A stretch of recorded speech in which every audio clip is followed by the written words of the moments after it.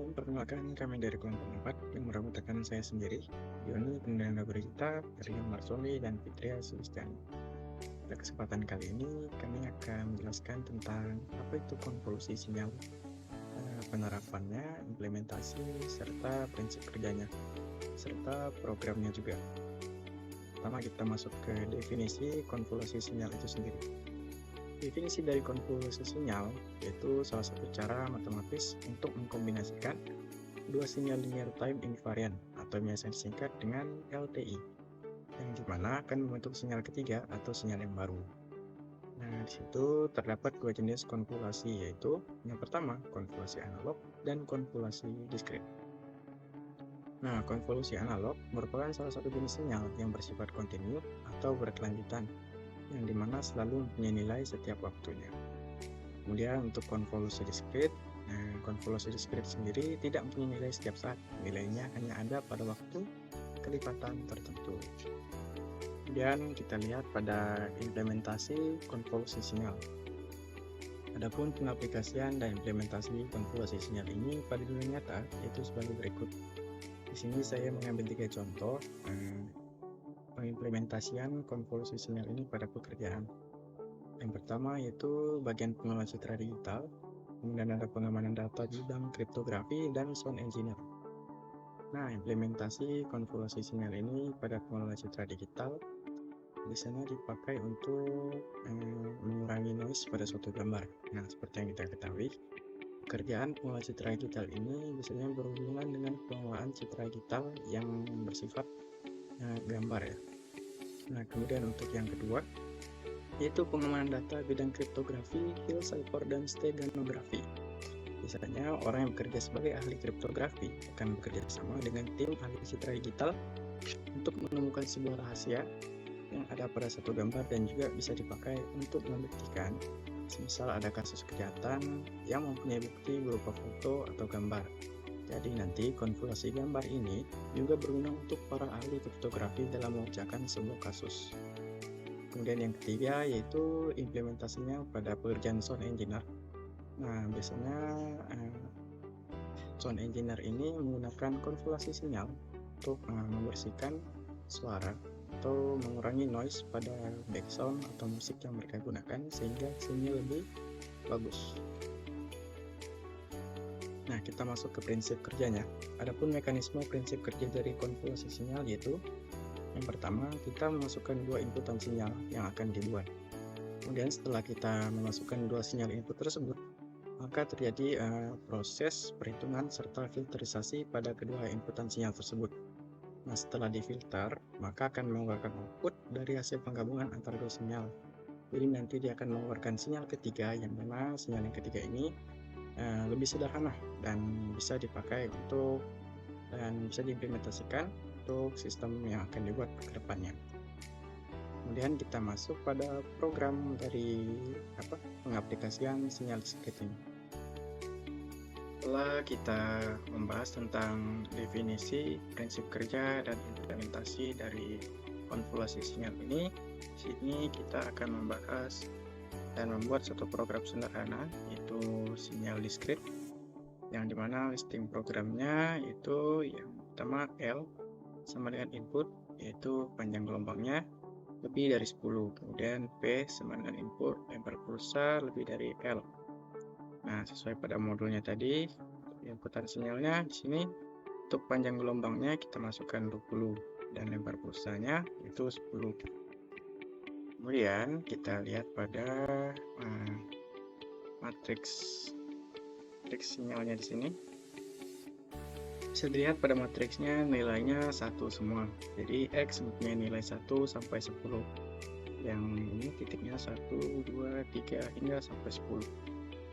Nah, sama halnya dengan yang gambar kedua ini, di mana nilai dari sinyalnya juga 1 sampai 10. Karena kan sinyalnya memiliki 1 semua dan pertemuannya ada 1, maka pada sinyal konvolusi pertama atau titik pertama yang ini nilainya itu 1 di sumbu X dan Y, nilainya ada 1. Selanjutnya begitu terus dan terus bergeser sampai di mana titiknya ketemu nanti. Untuk membuktikan tersebut kita bisa lihat di sini. pada titik yang pertama hasilnya hasil dari sumbu X dan Y yaitu 1, 1. Nah, bisa dilihat di situ. Kita matikan dulu ini.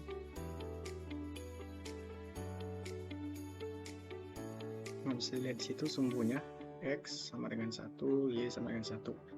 Nah, dari mana hasilnya? Hasilnya itu dari perkalian antara sinyal yang pertama dengan yang kedua. Karena 1 kali 1 sama dengan 1, 2 kali 2 sama dengan 2. Dan nanti dia akan bertemu dengan puncaknya itu pada bagian ini. Seharusnya ini nilainya 10 ya. Ketikanya kita bisa melihat di sini. Nah, bisa dilihat situ pada sumbu X dia mendapatkan hasil 10 dan pada sumbu Y dia juga mendapatkan hasil yang 10. Kemudian terus akan bergeser terus ke kanan. Bentar dulu.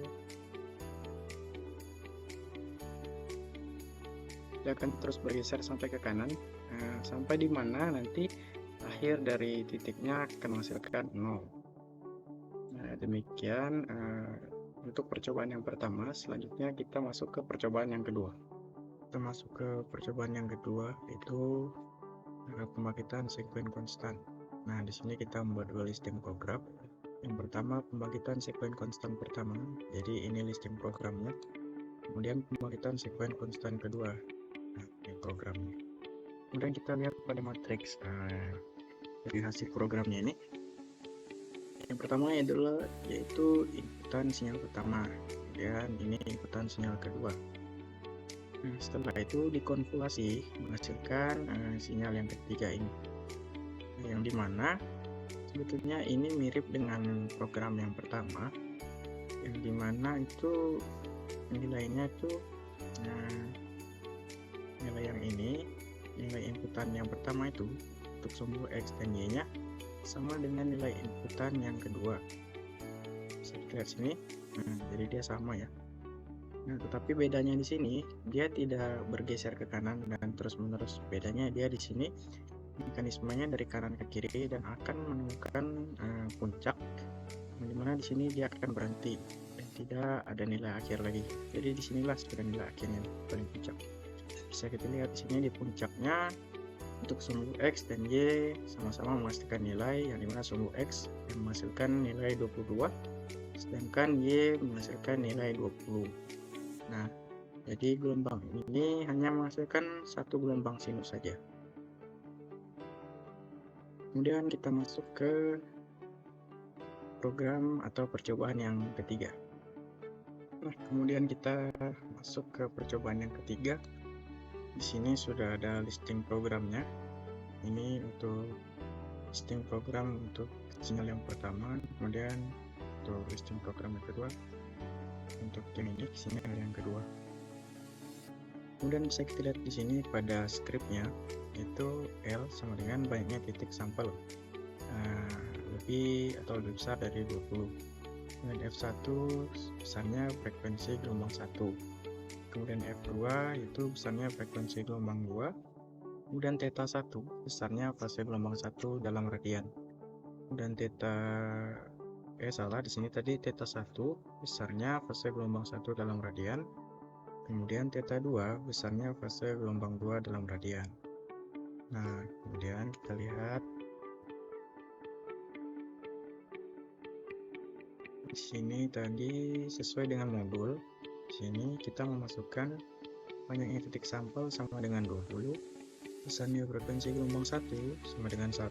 Kemudian besarnya frekuensi gelombang 2 yaitu 2, kemudian besarnya fase gelombang 1 dalam radian 0, kemudian besarnya fase gelombang 2 dalam radian yaitu 0,25, kemudian besarnya amplitudo gelombang 1 sama dengan 1, besarnya amplitudo gelombang 2 sama dengan 1. Kemudian kita lihat pada matriksnya di sini. Sebenarnya pada matriksnya ini untuk sinyal 1 dan sinyal 2 sebetulnya ini mirip dengan percobaan yang pertama. Tetapi perbedaannya di sini, setiap titik-titiknya ini mempunyai nilai yang berbeda. Sedangkan pada percobaan yang pertama tadi, setiap titiknya itu mempunyai nilai yang sama untuk sumbu X dan Y. Misal tadi yang percobaan pertama untuk titik yang ini yaitu 1 sama dengan untuk sumbu X dan Y nya sama-sama memiliki nilai 1. Nah, pada percobaan yang ketiga ini Kalau kita lihat di sini, kita klik titik yang ini. Nah, untuk sumbu X-nya dia 1, kemudian untuk sumbu Y-nya dia punya nilai yang berbeda, yaitu 0,58. Kemudian kita coba cek untuk titik yang lainnya. Kita klik, nah kita lihat pada ini, titik yang ini. Pada sumbu X-nya dia punya nilai 6, sedangkan pada sumbu Y-nya di sini dia ada minus 0,58. Coba kita lihat pada sinyal yang kedua, sinyal sinus yang kedua. Oke. Nah, di sini kita bisa lihat juga untuk nilai X-nya, sumbu X-nya itu 1, kemudian sumbu Y-nya 0,89. Kita coba cek untuk titik sinyal yang lainnya, misalnya yang ini. Nah, untuk ini kita bisa lihat di sini sumbu X-nya punya nilai 17, sedangkan sumbu Y memiliki minus 0,156. Nah, untuk konvolusi sinus diskrit ini juga dia akan membuat sinyal sinus diskrit yang memiliki nilai tengah sesuai perkalian serta penjumlahan dua sinyal sinus. Baiklah, demikian penyampaian materi dari kelompok kami tentang konvolusi suatu sinyal. Kurang dan lebihnya kami mohon maaf. Sekian, terima kasih.